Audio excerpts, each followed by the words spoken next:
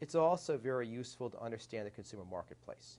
His use of interviews and his derivation of the results allows you to understand not just what companies were trying to do, but what consumers thought.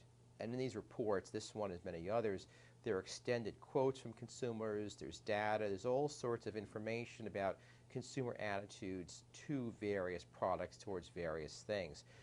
And that information can be used for many other purposes, not just studying potato chips, but for understanding attitudes towards children's consumption. There's a lot in this report about children, about all sorts of other topics.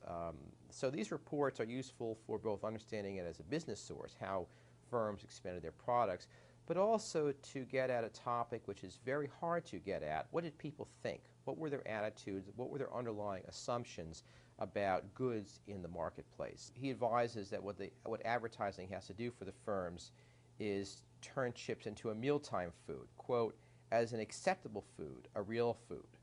Or another example, this is again Dichter's advice, potato chips must be taken out of the category of foods which must be fought against. In other words, changing consumer ideas. Here is another case where he's referring to the fear that consumers have that potato chips are bad. One person says, I love them, but I don't like to have them around as they're so fattening. You can't stop eating them once you start. Now this is interpreted by him as creating two problems. One is that people don't want to have them, in the house. That instead they're likely to buy them on impulse for snacking. That's a problem. But the other is what he would interpret from a Freudian sense as this person feeling that somehow they're seductive. Somehow they are a temptation to be resisted. And that's why he advises make it a regular food.